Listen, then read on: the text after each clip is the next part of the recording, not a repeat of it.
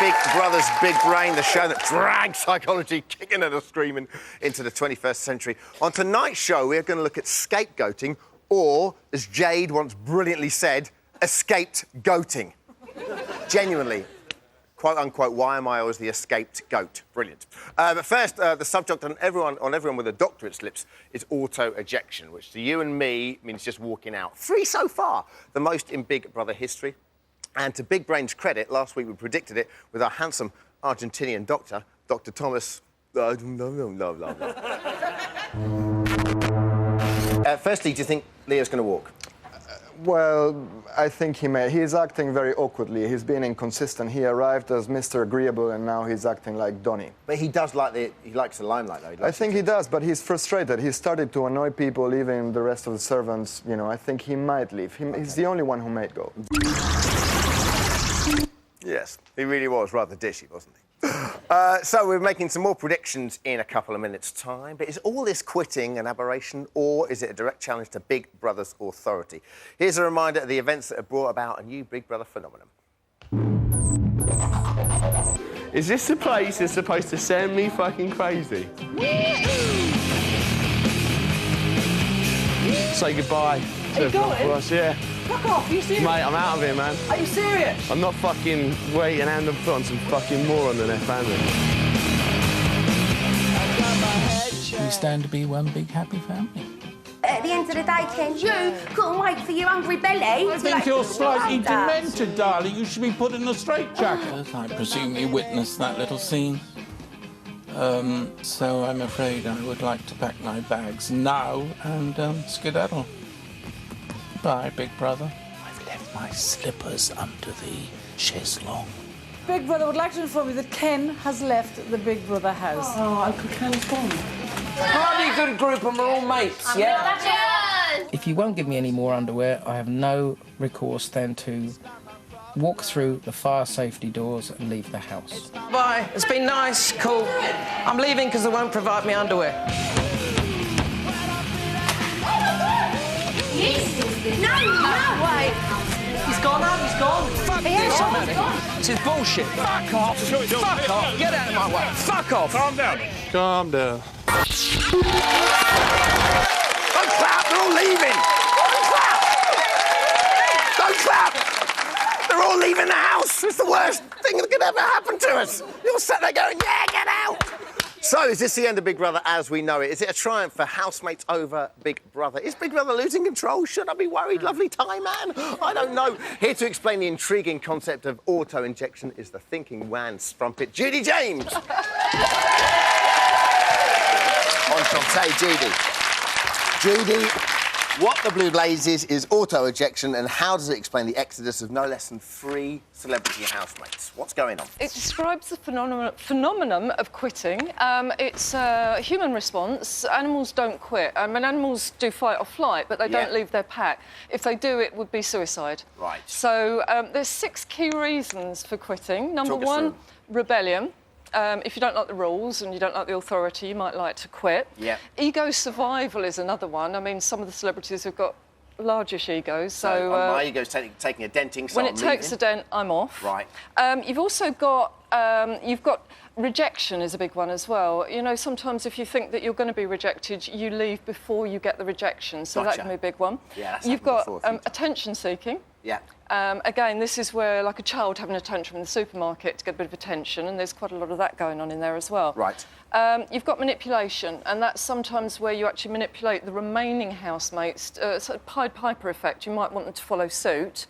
And then lastly, you've got compromised morals, and that's if you feel that it's gone below the bottom line, you don't like what's going on there, maybe loyalty to somebody else. Mm-hmm. OK, so we're going to look at our 3 quitters. We start with Donny. Surely Donny must be all about rebellion. He quits because he's a rebel, right? Not a rebel, no. You can't be a rebel if you've agreed to go in there. So no one in the house is a rebel, no? Well, nobody dragged them in there, did they? They all went in, all singing, all dancing, and then suddenly they want to be a rebel. So, no, he doesn't rate highly on that one at all. Ego survival, I think, because he is this rock star figure and everything, I think he saw that was getting a bit compromised. He was actually turning nice, wasn't he, if you remember? But also, I suppose, because he said, I'm not waiting on Jade. Not exactly his words, but I'm not waiting on Jade and her family. Is that his ego? Is that ego survival kicking It's got to be, yeah. Also, he rates highly for attention seeking. He did this quite childlike routine when he went in, all the V signs and everything like that, like a child throwing a tantrum, and to a degree manipulation, but he's not quite so high on that one. Yeah, OK. We move on to Ken. Why did Ken quit? Ken, it was a lot about ego survival again. You know, I think he got a bit on his high horse again when Jade arrived. I think he got the I'm a big movie producer thing, and he didn't like the family very much, so that was very much ego survival. Attention seeking, he went very childlike. Do you remember he threw that tantrum? He started behaving more like a young child. And then again, manipulation. Again, I think he thought that it might destroy what was left in the house as well. Is the fact that he's a big film director and the Goody family come in, does that not make... Are his morals compromised there at all? Do you just think this is going to below me or not? It's not baloney. But I don't think they were particularly... I mean, it wasn't as though he left because... I wouldn't call that moral. That was more ego, I think. OK, cool. Finally, we move on to Leo. Wow. What? I mean, I'm sure Leo... I don't know why Leo doesn't tick every box. Why did Leo quit? Leo would love to tick the rebellion box, but again, you know, he makes out that he was forced to go in there like a prisoner or something. He obviously wasn't. Ego survival, well, you know, that was a pretty much a given. That was a pretty obvious one. Rejection, now he was the one housemate that had just been up for nomination, and he would have felt rejected by the other housemates. He was also risking the fact that the public might have voted him out, so I think fear of rejection was a big factor with him. Attention seeking, well, I think slightly childlike, throwing a tantrum on the way out, and then manipulation. You call that a tantrum? Yeah, big time tantrum. And manipulation, he ticks nearly all the boxes. OK, so we have the 3 auto ejectors already.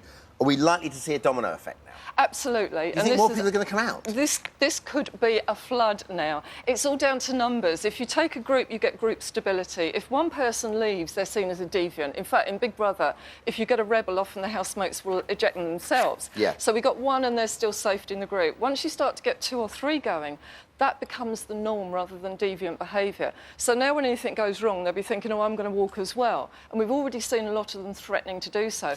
This is big stuff because what we're seeing now is very much celebrities versus Big Brother.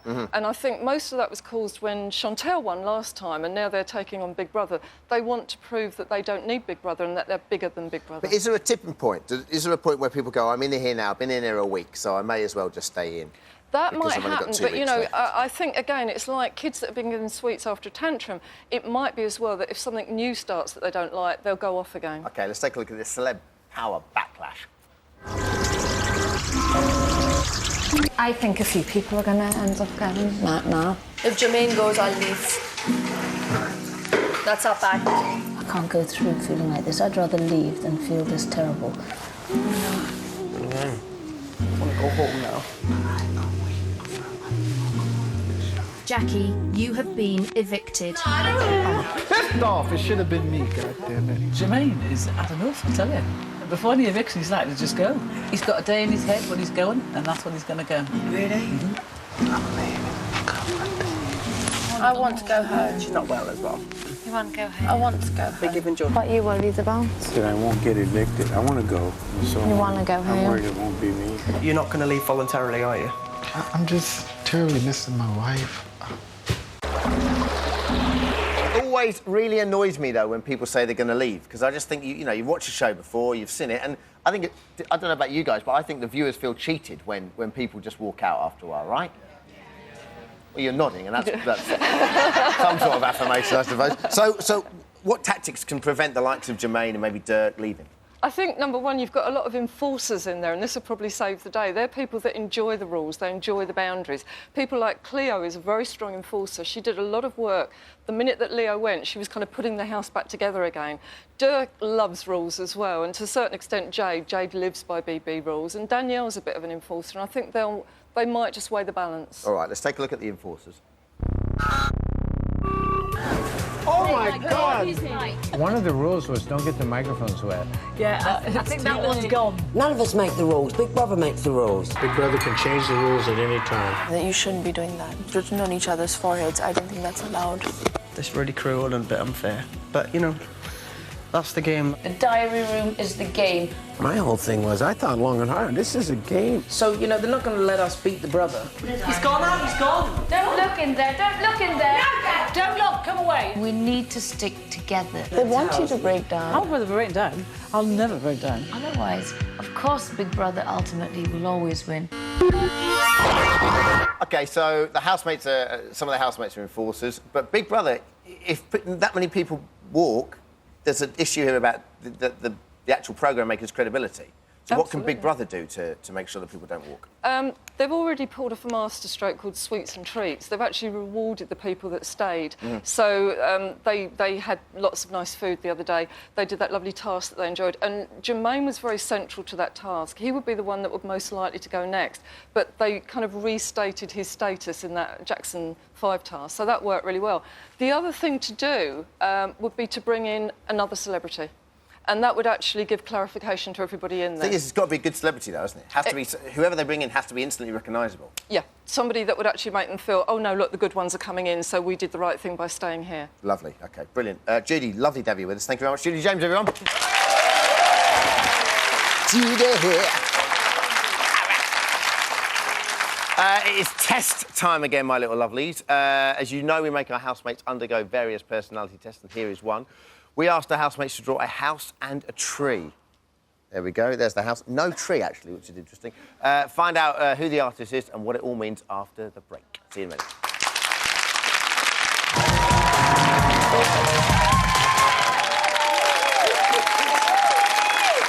Hello, everyone. Welcome back to Big Brother's Big Brain, the show that has its head screwed on and knows that this is not a swear thingy. Now, before the break, I asked you who drew this picture. Hello, young lady. We can't see your face because you're hidden behind the picture. Who do you think drew it? I think Jermaine. You think Jermaine, sir? Jade. Jade. Danielle. Yeah, interesting. Lady holding a random piece of cardboard that will be explained in a minute. Dirk. You think Dirk? OK. Maybe what our picture analyst said could help you guess. No tree drawn shows an inward uncertainty. The author is looking for true love. Red flowers are always a symbol of emotion. The author oozes emotion and sexuality, perhaps to the detriment of old-fashioned common sense. Any clearer? I'm open to suggestions. Tenner for the man in the front. It was Jade. Doodly-doodly-doo. There we go. There you go. I don't think you can keep it, but hold on to it. One more. Who drew this? Any thoughts? Jermaine. Shout out. Jermaine. You all think Jermaine? Well, I can tell you, our analyst says the author is probably quite short, prone to singing at the drop of a hat, has an obsession with clean underwear, and at one stage of his life will unwisely wrestle a man 2 foot taller than him. It's extraordinary, I don't know. These tests are never wrong. Fa-a-at. So, Shilpa is the most talked-about housemate, I think, at the moment, both outside and inside the house. But what do our audience think? Do you think that Shilpa... Put your hands up. Who thinks Shilpa's getting a bit of a hard time in the house? No. Who thinks she's brought it on herself? Yes. Ooh, I feel like Jeremy Kyle all of a sudden. We're going to shed some light on her complex position in the house. First, let's take a look at the princess herself before she went in. I hail from a country where everybody knows me, so that's going to be really strange for me to actually introduce myself. I'm an actress, by the way. I'm an actress from India. I have an entourage to get me ready. So if you were to walk down the street in India, would people know who you are? Yeah. I mean, what's really important to me is that they like me genuinely and it should come from the heart. Shilpa, I feel close to. Not close enough, but close to. A woman like Shilpa really is a goddess. Shilpa, you are a lovely, lovely girl. That is not a bad word to say about you. I really don't think too much could annoy me. What the hell is her freaking problem? Next Shilpa. She's beginning to do my natting a little bit. My name is Shilpa. I'm just fed up of fucking having to eat when she wants to eat it. She's fucking doing my head in. To be fair, she's a complete and utter wanker. If I sense that I'm losing my personality, my positive personality, then maybe I'll just let go. Yeah. May I? I never wanted to be nominated. I think part of me probably did blame Shilpa for Carol going. Why did they hate me? Why am I detested? I love all these people that I have spent my time with. I've said this before, I just want people to have liked knowing me. That's my only wish. Here to point the finger is the woman who puts the gist into psychologist, Dr. Jella Richards, everybody. Hello, Dr. Jella, how are you? First time on the show, nice to meet you. So, Jella, why is everyone picking on Shilpa? Shilpa does seem at the moment to be at the heart of heated group processes. And one thing that has been going around a lot in the House is the process of scapegoating. And this is when people attribute a disproportionate amount of blame to a target group or individual. Is that like bitching? It's a bit like bitching, but it can be bitching, but it's more to do with blame, actually blaming somebody for something, for the ills of everything that's happened in the house. So, for example, Carol has left and Shilpa's been completely blamed for that. Is it fair to scapegoat? Because we always, I think you talk about it on a regular basis, on a daily basis, of, oh, it's a bit unfair, I'm a scapegoat. But can a scapegoat be guilty? Interesting. If we think about the types of people that have been scapegoated, like different types of communities and things like that, it doesn't usually seem fair because it's disproportionate amounts. With Shilpa, do you think there's a modicum of truth in why she's being blamed or not? I mean, you could ask, how did Shilpa get herself in this situation to begin with in the first place? How did she?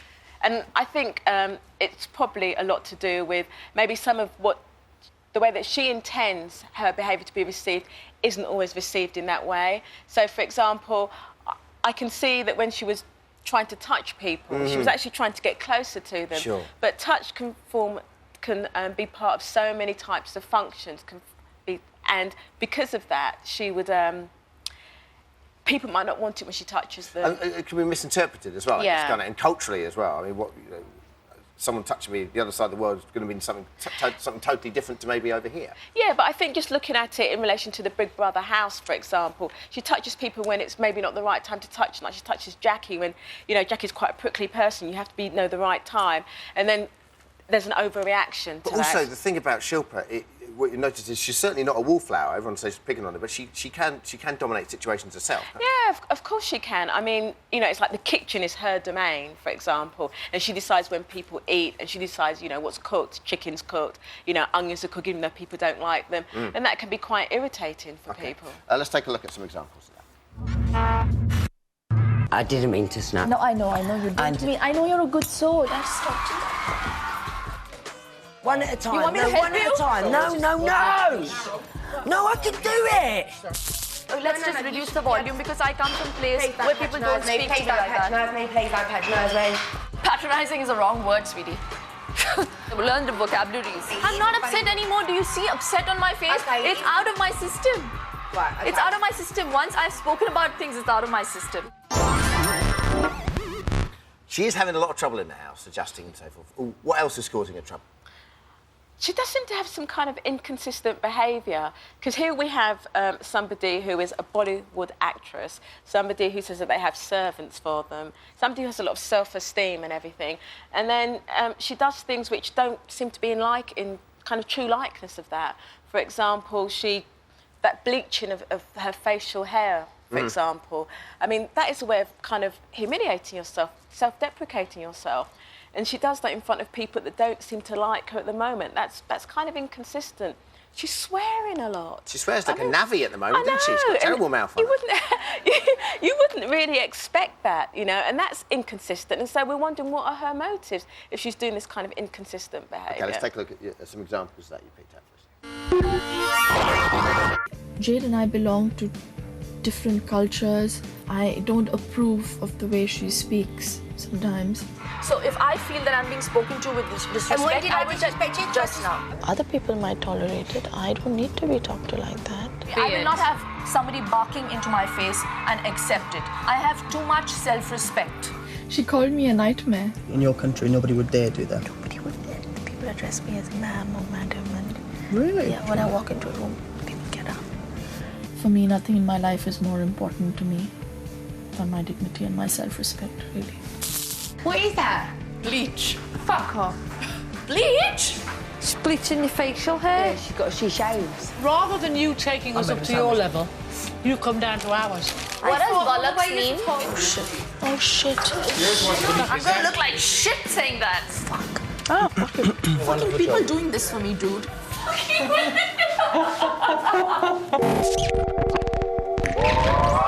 Now, Dr. Jell, I know your mum's in the audience. She would not be happy listening to language like that. But Sorry, Mum. Is Shilpa being insincere? This is the question I think you want to know. No, she's not. Because we're seeing this contradictory behaviour. It could lead, you could get that impression, but if you actually look at her personality scores, actually, they do not give that impression. The types of things of somebody who'd be insincere, we'd see something like, for example, they would do a lot of self-monitoring. Self-monitoring is usually described as somebody who acts in a particular way for people to think more positively about them, maybe acts out of character just to get people to think more positively about them. She scored very low on that. Okay, so she's not being a fake. She's not trying to put on things. Another characteristic that we look at is Machiavellian behaviour. The type of characteristics that are somebody who manipulates, uses strategies to get what they want. She actually was the lowest scorer on that. OK, so is she misunderstood? She might be partly misunderstood, but this woman is definitely not blameless. This is a very intelligent woman. This is somebody who can actually humiliate people with one sentence. She can, as Jade puts it, patronise people. She can do that very easily. And that, again, might explain why usually when she's tackled with a pack. She's tackled with a group of people as opposed to people confronting her one-to-one. Okay. But she can be quite a formidable person. Just lastly, do you think she'll be up for eviction this week? It's possible, but I think last week I would have said definitely, but now it seems to be swinging in that way. Sure. That is all we've got time for. Thank you very much, Jell, everyone. Catch me on BBLB during the week. And remember, chicken, 20 minutes per pound, gas mark 5, extra 20 minutes for really crispy skin. Lovely stuff. Take care, God bless, bye-bye. Thank you.